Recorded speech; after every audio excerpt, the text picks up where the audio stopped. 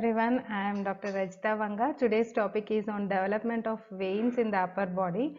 To understand today's topic, I hope you might have seen the previous video on development of heart and heart tube and parts of heart tube. So if you happen to see that, this topic would be easier for you. So let's begin with today's topic. So here is the sagittal view of embryo. Showing the placenta on one side. This is the placenta, and we can see the umbilical cord containing umbilical veins and arteries. So the left umbilical vein carries the oxygenated blood towards the heart, so which is red in color. And here is the dorsal aorta, which is purple in color because it contains mixed blood, both oxygenated and deoxygenated blood. And here is the head fold of embryo, and this is the cardiogenic area containing the heart tube. The heart tube, in previous session you might have seen the parts of heart tube. So the cranial end of the heart tube is the arterial end, and caudal end is the venous end of the heart tube. So this is the heart tube with the dilatations you can see, and the venous end we can see several veins draining into the heart tube. We can see the umbilical vein also. Before draining into the heart tube, they form plexus of veins here, which are present within septum transversum. Those are the hepatic plexus. And here is the arterial end of the heart tube. We can see the arterial end is connected to the dorsal aorta by various aortic arch arteries.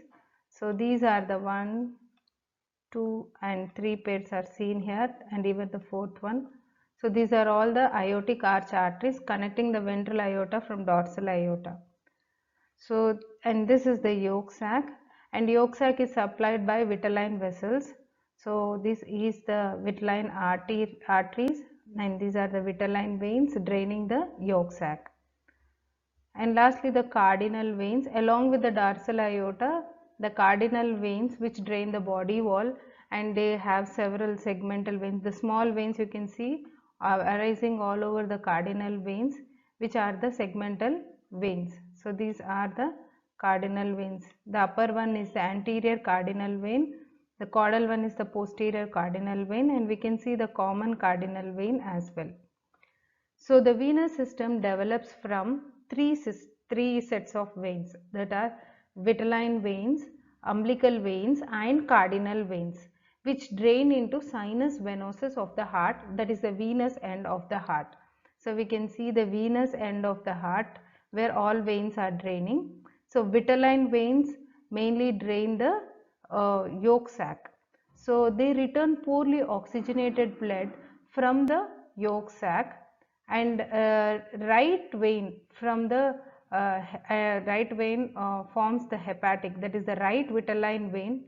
There are all pairs, right and left vitelline, right and left cardinal veins, and umbilical veins also, right and left umbilical veins. So here only left umbilical vein have shown because right umbilical vein completely degenerates.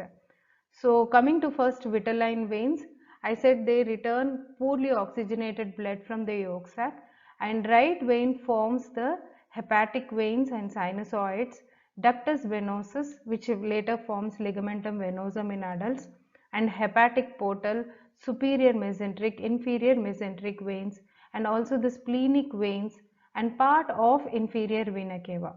So they are all derived from vitelline veins. Next, about the umbilical veins.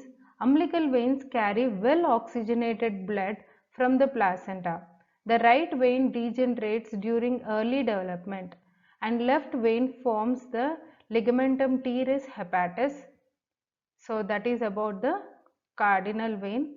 So the right vein degenerates during early development, the left vein which is patent during fetal life, and in after birth it turns to form ligamentum teres hepatis. Then cardinal veins. Lastly, the cardinal veins. So the cardinal veins return poorly oxygenated blood from the body of the embryo, that is from the body wall of the embryo. So there are anterior cardinal, posterior cardinal and common cardinal veins. Anterior cardinal veins forms the internal jugular vein and superior vena cava, and posterior cardinal vein forms a part of inferior vena cava and common iliac veins. And there are veins called sub-cardinal and supra-cardinal veins, which we will better understanding along with the development of inferior vena cava. So sub-cardinal veins forms inferior vena cava and renal veins and gonadal veins. Supra-cardinal veins forms the inferior vena cava again, and intercostal veins, azygous and hemiazygous veins.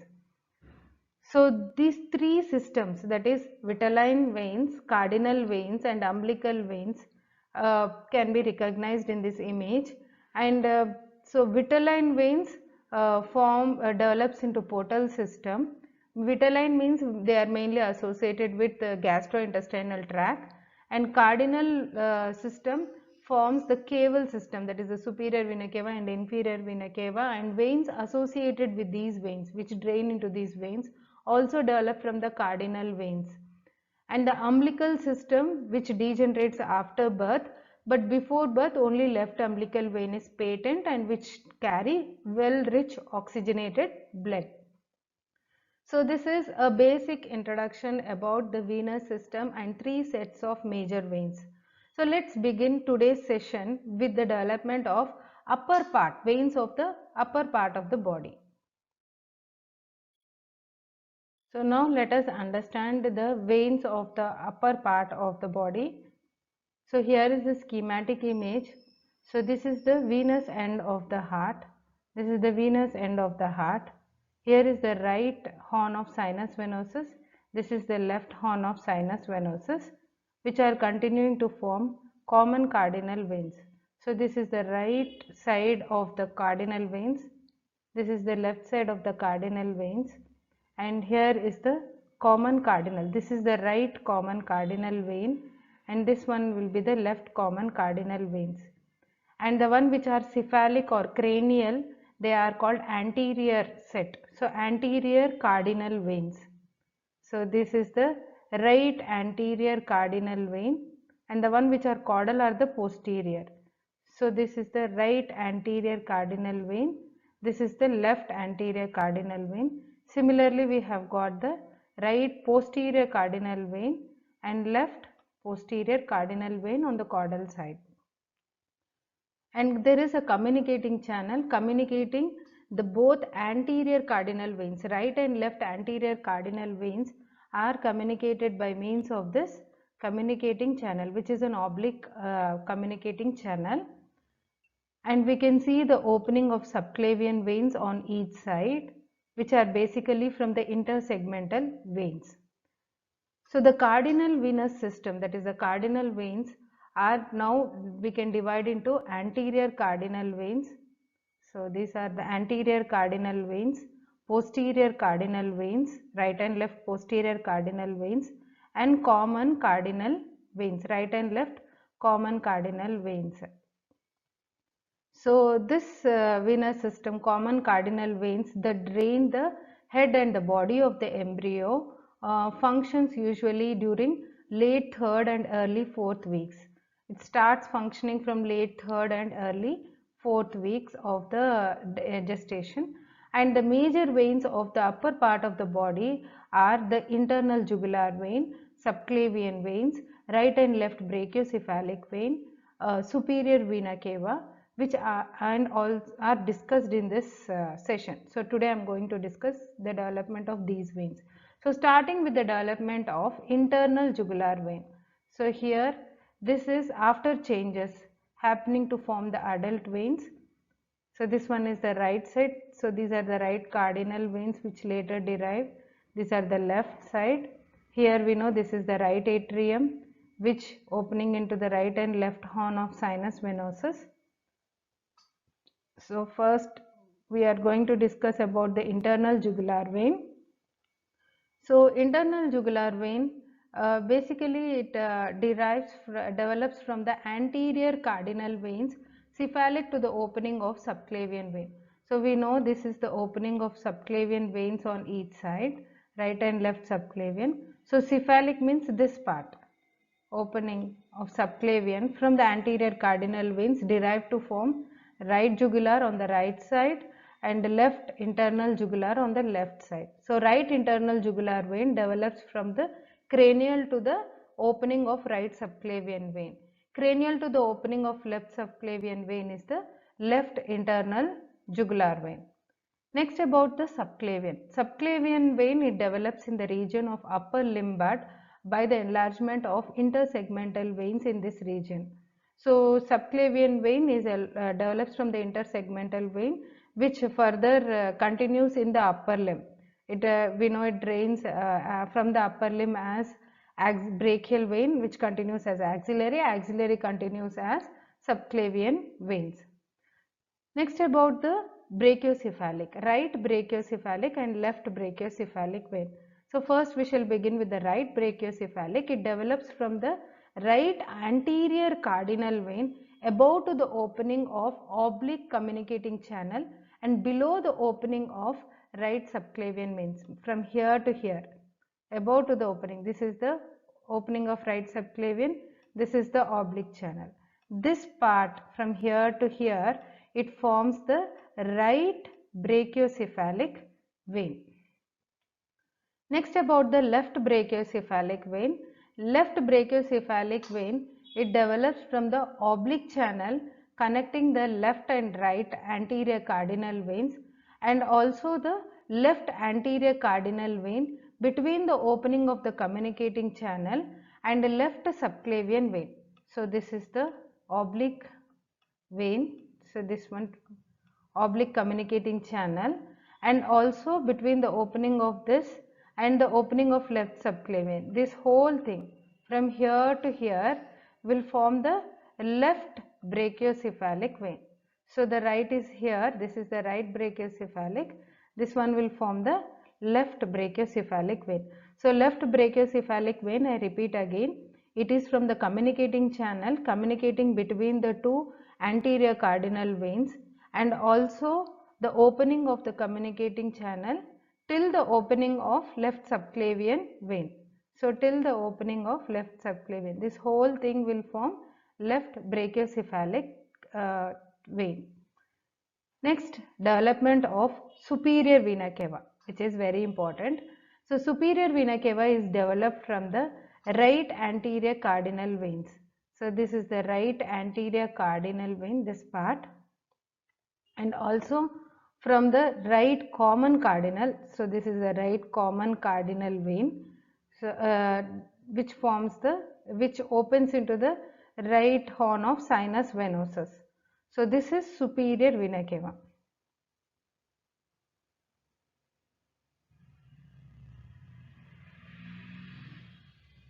So here is the superior vena cava.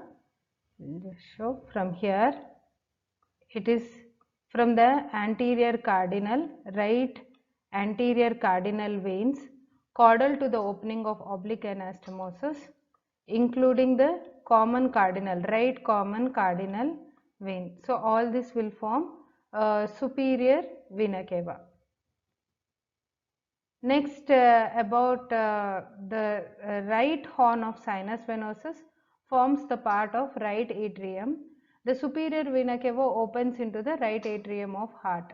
Developmentally, superior vena cava consists of two parts, first part and second part. First part develops from the right anterior. So the right anterior part, this part will form the first part of superior vena cava, and second part develops from the right common cardinals. This is the second part which is derived from the right common cardinal vein.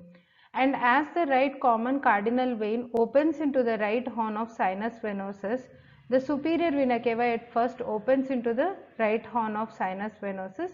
Later the sinus venosus gets absorbed into the right atrium and forms the posterior wall of right atrium. As and when the anterior horn, that is the right horn of sinus venosus, is absorbed into the right atrium, the superior vena cava finally opens into the right atrium. So let's talk about the other veins as well, what happening on the left side. So as most of the blood is shunted from left to right during fetal life, so the changes occur because of the blood shunts from left to right. So part of the left anterior cardinal vein below the transverse anastomose obliterates. So anterior cardinal vein, below it will get start anastomosing, anastomosis and obliterates. The most of the left posterior cardinal vein will also regress.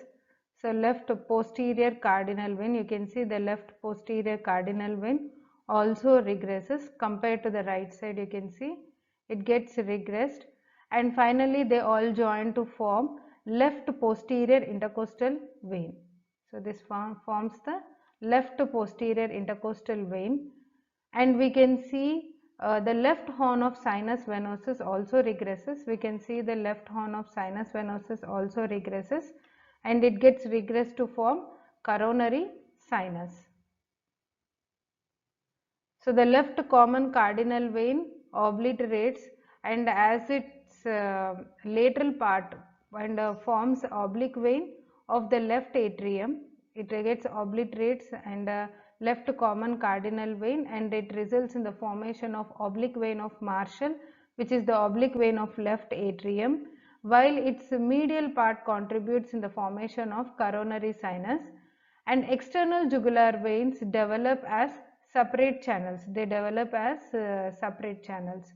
So this completes major veins of upper part of the body, which are draining into the superior vena cava, and that is draining into the right atrium via the superior vena cava.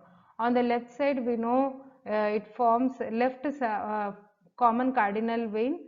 The medial part forms the coronary sinus, and lateral part forms the oblique vein of Marshall. And the left cardinal vein, this is the left anterior and posterior cardinal veins, they get regressed and they get anastomosis to form posterior intercostal, left posterior intercostal veins. So this is all about the development of venous system of upper part of the body.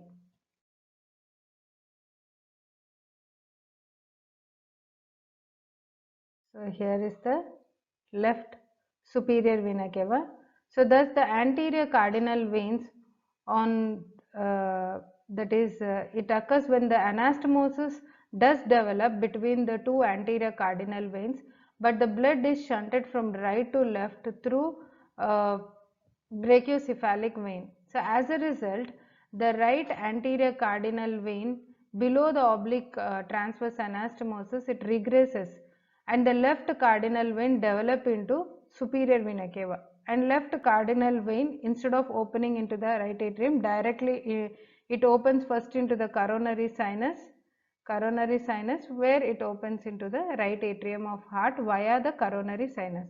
So these two are the important anomalies associated with the development of superior vena cava. So this completes the development of veins of upper part of the body. Thank you.